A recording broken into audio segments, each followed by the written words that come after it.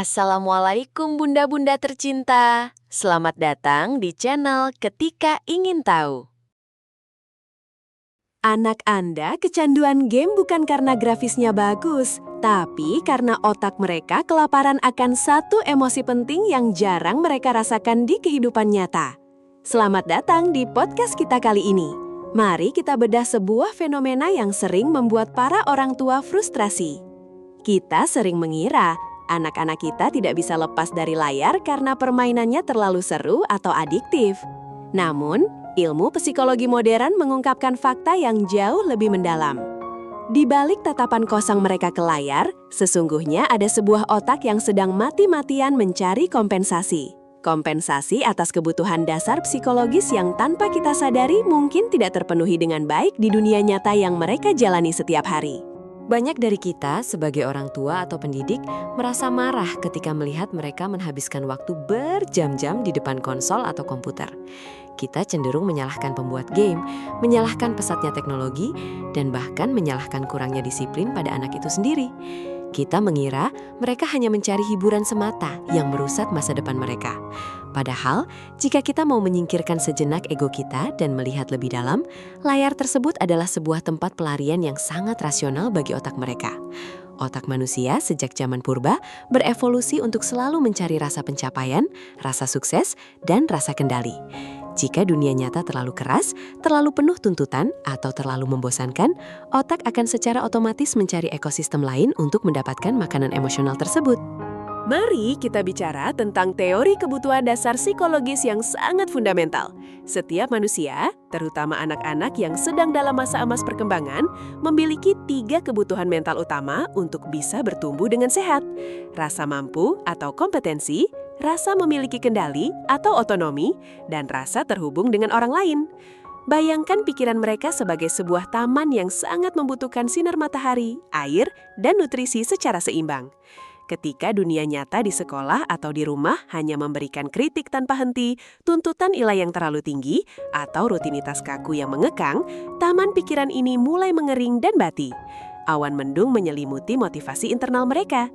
Dan di saat yang sangat kritis itulah, dunia virtual datang bagaikan pahlawan, menawarkan sinar cahaya buatan yang sangat terang dan menggiurkan. Mari kita fokus pada kebutuhan yang pertama, rasa kompetensi atau perasaan bahwa dirinya mampu. Di dunia nyata, seorang anak mungkin sering kesulitan memahami pelajaran matematika yang rumit, sering dimarahi karena kamarnya berantakan, atau merasa tidak pernah cukup baik di mata orang dewasa di sekitarnya. Setiap kali mereka gagal, otak mereka mencatat sebuah defisit yang besar. Perasaan tidak berdaya dan bodoh ini sangat menyakitkan bagi ketahanan psikologis manusia.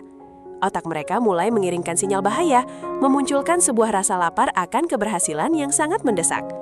Jauh di lubuk hatinya, mereka hanya butuh merasa bahwa mereka bisa memecahkan suatu masalah, bahwa mereka berguna, dan bahwa mereka memiliki potensi untuk menjadi seorang pemenang dalam hidup ini. Lalu, di tengah keputusasaan itu, mereka menyalakan game.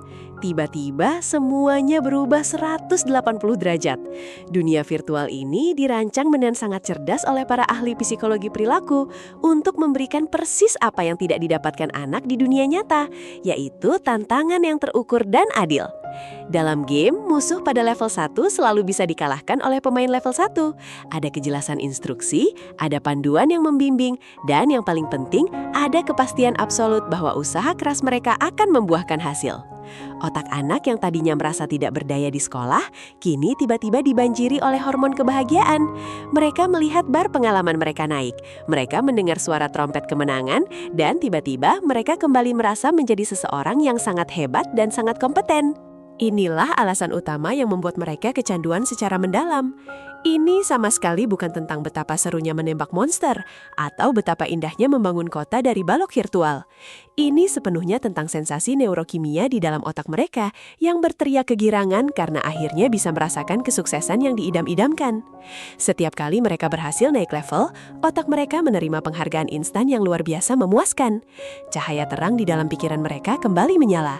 Selain itu, game memberikan umpan balik yang sangat konsisten tanpa emosi negatif.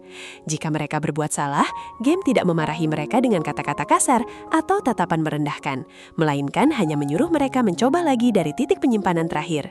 Lingkungan virtual ini adalah tempat yang sangat aman untuk gagal, namun sangat memuaskan untuk berhasil. Mari beralih di kebutuhan kedua yang tidak kalah penting, otonomi.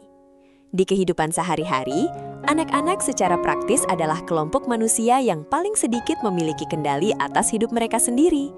Kapan mereka harus bangun tidur, apa yang harus mereka makan, kapan harus belajar, pakaian apa yang harus dipakai, semuanya ditentukan dan diatur ketat oleh orang dewasa. Hal ini seringkali secara tidak sengaja mematikan percikan kebebasan berekspresi di dalam pikiran mereka. Namun, saat mereka melangkah masuk ke dalam game dunia terbuka, seketika mereka adalah penguasa absolut atas nasib mereka sendiri. Mereka bisa memilih karakter mereka sendiri, memilih senjata yang disukai, memilih misi mana yang ingin dijalankan terlebih dahulu. Sensasi luar biasa dari memegang kendali penuh ini memberikan kedamaian yang teramat sangat bagi pikiran yang merasa terkekang di dunia nyata. Kemudian, ada kebutuhan ketiga yang sangat vital bagi manusia sebagai makhluk sosial, yaitu rasa terhubung atau relasi. Mungkin di sekolah nyata mereka merasa terasingkan, kesulitan mencari teman yang sefrekuensi, atau bahkan merasa tidak dipahami oleh keluarganya sendiri di rumah. Namun, perhatikan apa yang terjadi saat mereka masuk ke logi permainan daring. Mereka seketika disambut dengan antusias oleh rekan satu tim dari berbagai tempat. Mereka memiliki misi bersama yang menyatukan mereka. Mereka saling menyelamatkan di saat kritis, dan mereka dengan tulus saling memuji ketika melakukan gerakan yang bagus. Simbolisme awan kelabu dari kesepian dan isolasi di dunia nyata seketika tergantikan oleh cahaya hangat dari persahabatan virtual. Bagi otak mereka yang merindukan interaksi, koneksi digital ini terasa sama nyatanya, bahkan lebih bermakna dibandingkan koneksi fisik yang hampa. Jadi, coba kita renungkan apa yang terjadi ketika kita tiba-tiba mencabut kabel daya atau merampas gawai mereka secara paksa saat mereka sedang bermain. Kita bukan sekadar menghentikan sebuah permainan digital biasa loh. Tanpa kita sadari, kita baru saja merampas satu-satunya sumber perasaan sukses, kebebasan, dan koneksi sosial yang mereka miliki pada saat itu. Hal ini menjelaskan secara logis mengapa reaksi mereka bisa sangat emosional, bisa marah meledak-ledak, atau bahkan berujung pada sikap depresi yang mengkhawatirkan.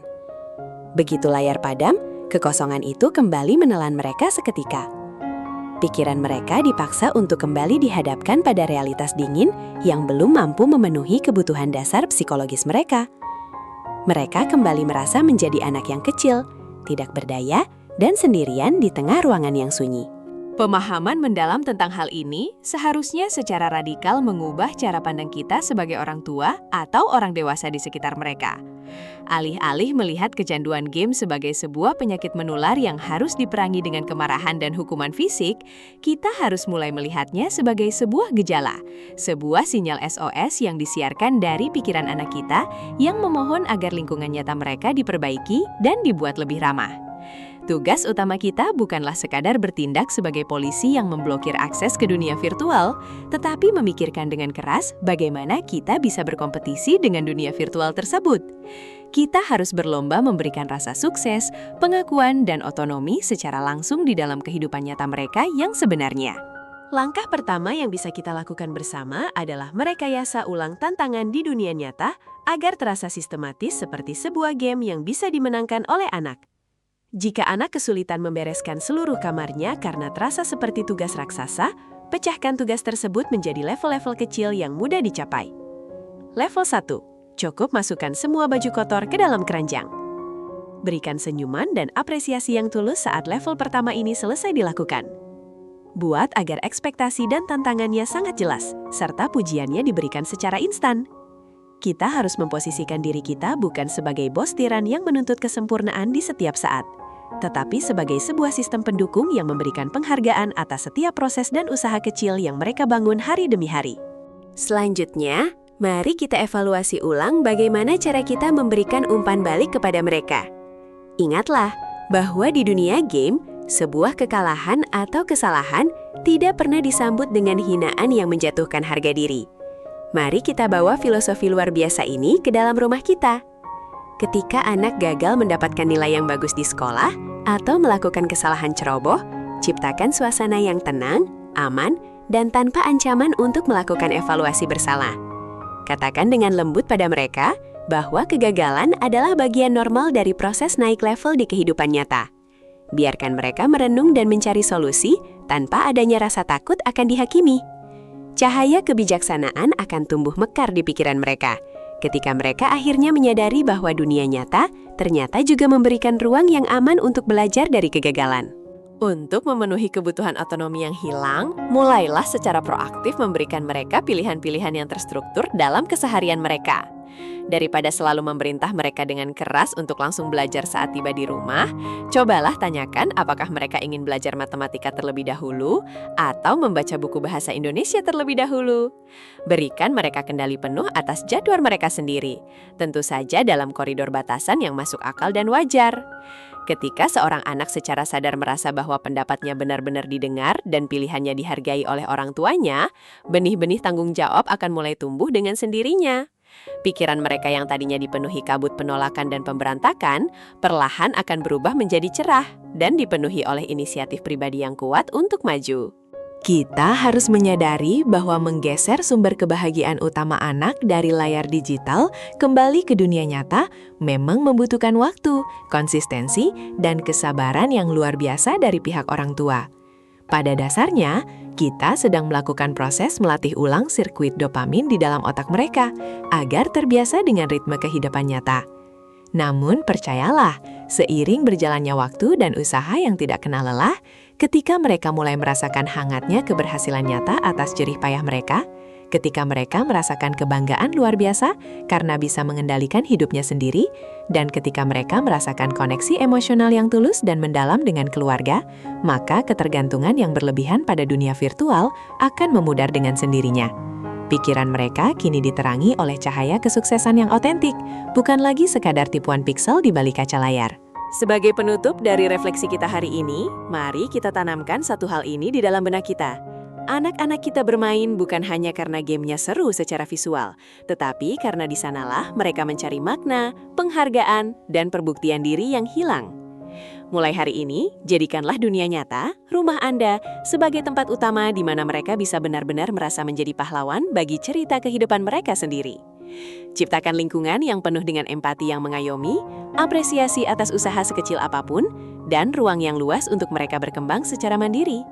Ketika dunia nyata sudah cukup kaya untuk memuaskan rasa lapar jiwa dan pikiran mereka, dunia virtual dengan sendirinya akan kembali pada fungsi aslinya, yaitu sekadar sebagai hiburan pengisi waktu luang, bukan lagi sebagai benteng pelarian dari realitas kehidupan. Terima kasih telah meluangkan waktu untuk mendengarkan, dan mari bersama-sama kita ciptakan perubahan yang berarti mulai hari ini. Terima kasih sudah menonton channel kami, Bunda. Jangan lupa subscribe ya!